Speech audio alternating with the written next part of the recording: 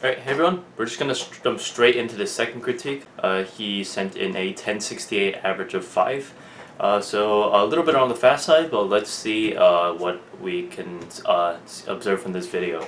Alright, and our first scramble here is Kite Muffin. Not a very great cube shape, but let's see how this is done. I think it's the CSP here. Ooh, okay. Messed up a little bit there.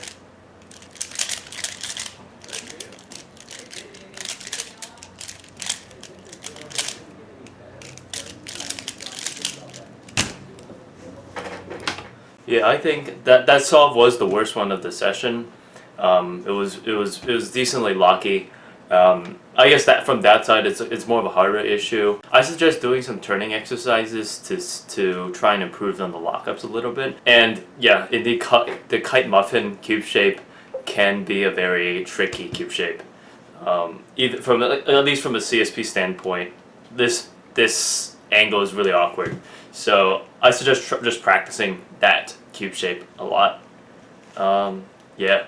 I'll take an in-depth look later, but let's see what's happening with the second solve. Alright, and we have another not so nice cube shape, which is barrel muffin. Okay.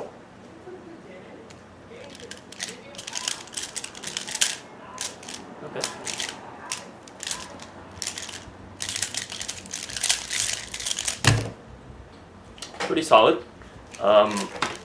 I think I didn't see what was going on with EP there. If I can just go back a little bit.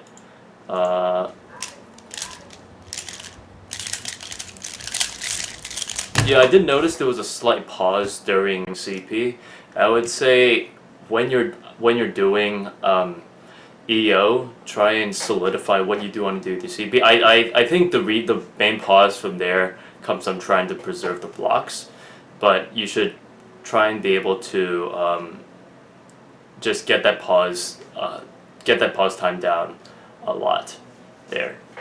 But yeah, otherwise I think that was a pretty solid solve. Let's see what the next one is. Alright, back at it again with the muffin cube shape. So we have scallop muffin here. This one's not terribly bad compared to the other ones. Okay. Ooh.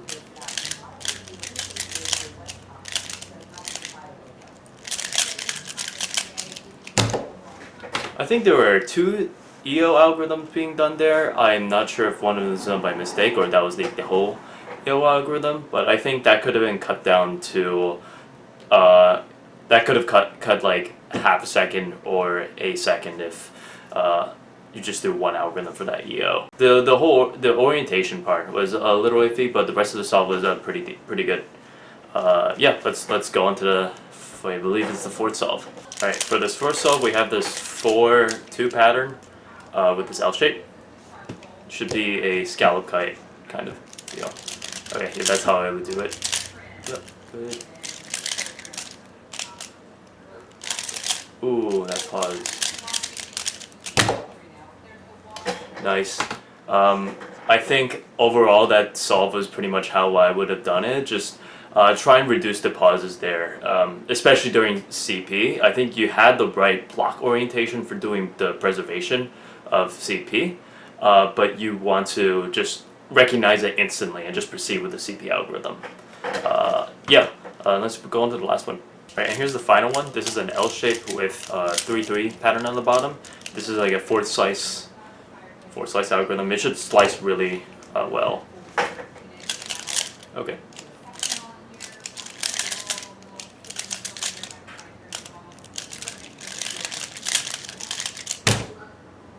Nice. That was a pretty solid solve. I think that was the the best solve of the session. Yeah, I think off the top of my head, I didn't see anything that I would comment on immediately. I don't have anything to say regarding if I would do it on the top or the bottom at all. It's pretty much a matter of personal preference. But I think that was perfectly fine. I'm not sure what the EO algorithm done there was, but I'll have to take a closer look to see what exactly was done there. So yeah, those are all the solves for this average. Let me go back and do a more detailed analysis. Alright, on to the analysis. So this first cube shape, just a reminder, it was originally like this kite muffin. I would have also flipped it here just because of the way I do this cube shape. And I noticed you did mess this cube shape up a little bit just to show how it was done. I think it was something like this. Here, and then thinking this is scallop kite, and then trying to slice in, and we realize we can't slice anymore, so we slice back like here, turn that into scallop kite, and then solve it like that. So you could do this with scallop kite. An alternative way, which I will show you right after I get this scramble back. Right, there we go. So here's our cube shape muffin kite. Another way you could have done this, which is the typical way I do this for CSP, is I would turn this into a shield barrel. So the way you do that is you use this line and combine it with this up here over here. And so you would come over here, and then this actually flows really, really nicely. If I do a downward slash here, I can simply do this, and then now I just have to shift this over there. Shift this over to here so to get shield. So it flows very nicely, and I encourage you to learn this way of doing the cube shape. We don't quite get a CO skip here, but that doesn't matter. I would highly suggest for muffin kite at least, there's a lot of ways you can possibly do this cube shape, but the one I suggested is the way I do for CSP. So if you want to transition to CSP, this is a very good way of doing that cube shape. It's also better. It also flows much better than the way of doing it with scallop kite. Alright, but moving on to the rest of the solve. So we have the CO, and what you did here is misalign this bottom edge to attempt to salvage like the rest of this, the rest of the edge orientation, which I guess has a good intention. If it hadn't done that, it would have been this case. But I find personally that this case can be performed as like the same speed as this case as well. So I wouldn't see that much point in misaligning this bottom slot here, unless you can perform one alg much faster than the other. Otherwise, again, like my last critique video, it will cause like a decent amount of lockups, because it's just more natural to have this top layer misaligned rather than the bottom one. So just try to see which one flows better for you, and in terms of the EO algorithms. But anyway, I think it was moved like this, which is fine. This algorithm was fine. Alright, now we move on to corner permutation, and I think here there was some hesitation about whether to do the block like this. Again, that's just something that comes with practice, to figure out whether you have a block or not, and not like making that mistake. And I noticed like this algorithm that you were doing was quite locky. I think this algorithm is fine. You just need to work on getting the flow down. So I think the way I did it right there probably was the wrong way of doing forward slashes and backward slashes. So you have to experiment with a little bit and see which one works better for you. Other than that, that algorithm was fine. Just work on your CP block recognition a little bit, and that should be fine. I think, and then onto EP, I think there is an algorithm to preserve the middle bar instead of this standard one, which is the one I use. I'm not sure if there is, but regardless, I think the one without the middle swap works fine. This. In any case, you want to make sure that when you do the forward slash in this, you don't regrip and waste like half a second trying to regrip and do it. Just I do it either way. Like this works, or you can start with a backward slash and do it like this. Either one of those work, but either way, I think the algorithm is fine. And other than all the lockups throughout the solve, I think those can be worked on with like some turning exercises and just drilling those algorithms and get them really down. Alright, moving on to the second solve where we have barrel muffin here. I think the actual method of doing the cube shape was fine. One minor comment I actually saw throughout your solves with guarding the scallop kite method. So the way to the cube shape was something like this. So making the scallop on top and then bringing this pair of edges to the side like this. And I think what you should keep in mind is whether you want to bring the scallop kite in the back or the front. In this case, it's better to bring it to the back since it requires less movement from here. If it was something like this, I would highly suggest doing it from the front, depending whether the scallop is oriented in the front or the back. Because if it was like this and you tried to move it to the front, it would just be sort of awkward and it might like waste some time bringing it to the front like this when it's just more ergonomic and time saving to move it to the back like this. But yeah, that's I guess that's something I saw throughout the other solves, and you should definitely try and work on this. But other than that, the actual method of doing cube shape was fine. I would have probably done the same thing. Now, anyway, moving to the front, corner orientation, I think it was like this, and then that was okay. From here, yeah, so that was the EO done.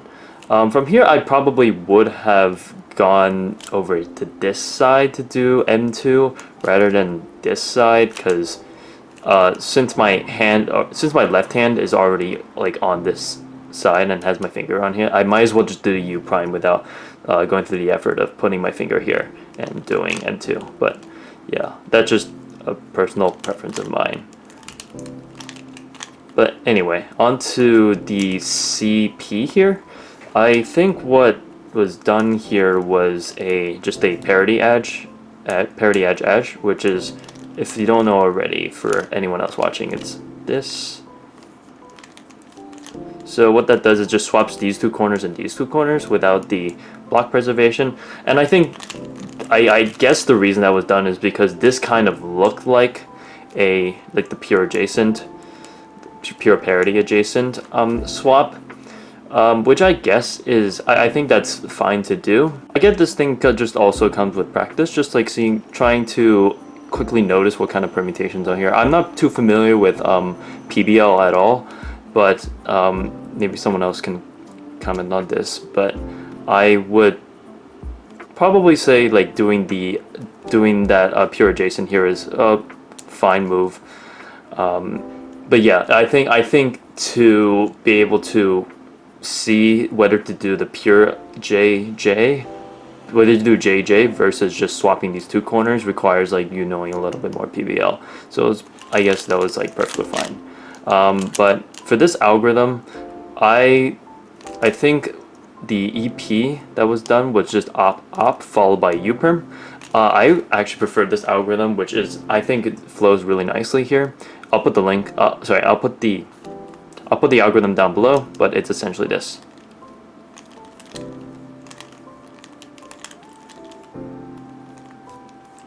So that one does the adjacent and opposite without the middle flip, and I think it flows really, really nicely. Otherwise, the rest of the solve was pretty good. Okay, moving on to the third solve, we have scallop muffin here, and again, I pretty much have the same comment as the second solve regarding where you put your scallop kite. So you move this pair over, but then proceed to do the scallop kite in the front. Here, since the scallop is here, I would probably put it in the back just so it's more comfortable for you to do. But yeah, I won't go into that again, just keep that in mind. So moving on to CO here, I think, so the way it was done was so you move the bottom layer with the D2 and then paired these up with that. Which is, I guess, here it's a kind of awkward to do because you need to do a D2 and then another D2 to bring these corners up. So instead of doing a D2, I would suggest doing a U2 and then bringing this corner down. And then from here you can see I just do two U2s here to do the corner orientation. And then M2 here was fine. I think over here I would also have the same comment with doing M2 by doing U prime here rather than a U, since my finger would be here anyway. And then moving on to CP, we have this weird parity case on the top and then the W perm on the bottom.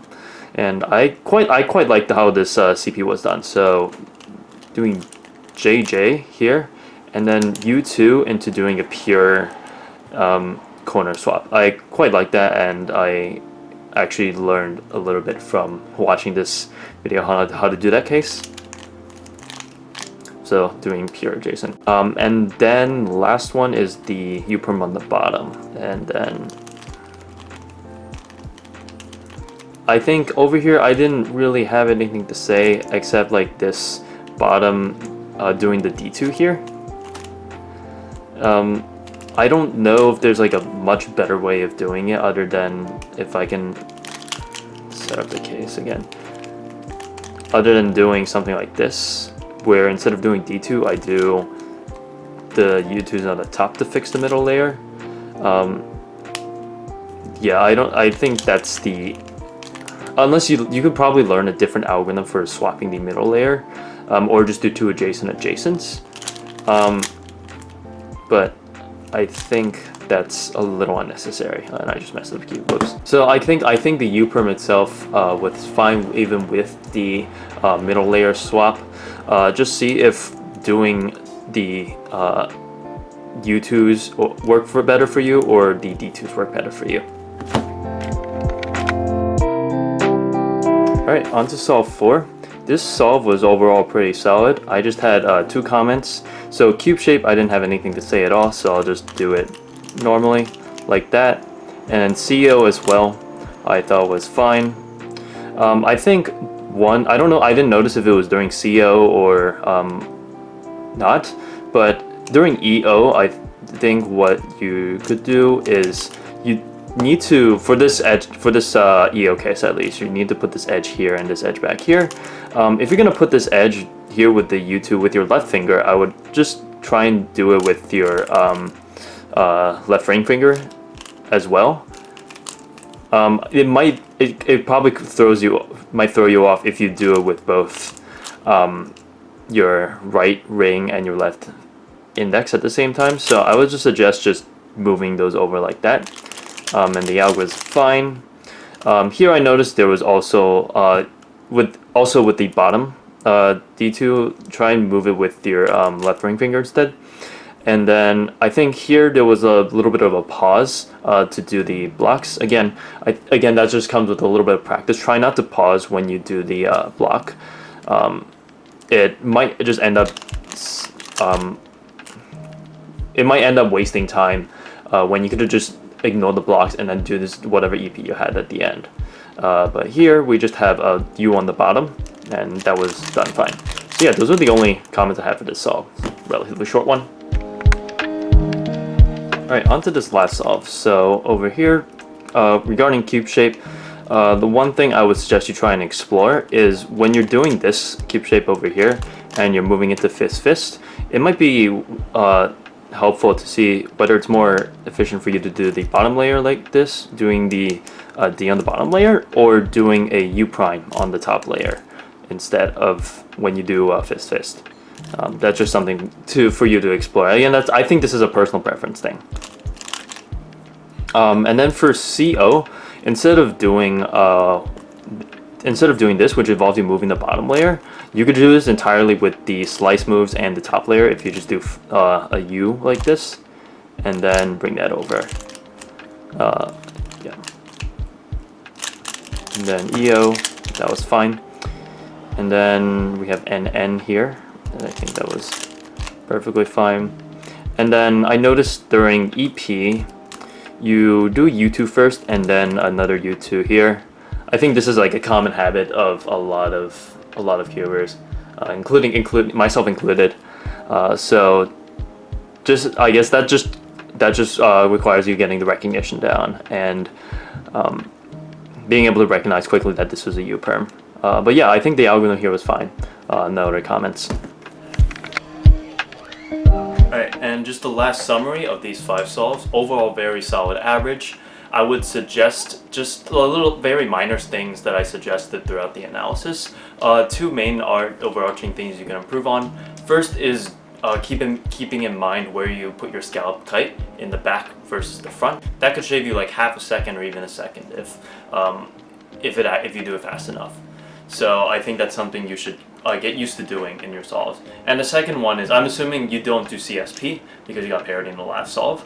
But I think now is the perfect time for you to start learning CSP if you haven't already. So just try looking at some tutorials, some spreadsheet, and just getting to know like what kinds of maneuvers and algorithms and ways of doing a certain cube shape preserve or change parity. Yeah, so now's like around this speed, 10 to 15 seconds is the perfect time to be learning CSP. Those are the main comments I had and suggestions for you to improve. Other than that, there are just a lot of minor things that I think could be improved on, but yeah, overall it's pretty good. So yeah, thanks so much guys for watching. I hope you guys like this. And yeah, see you in the next critique video.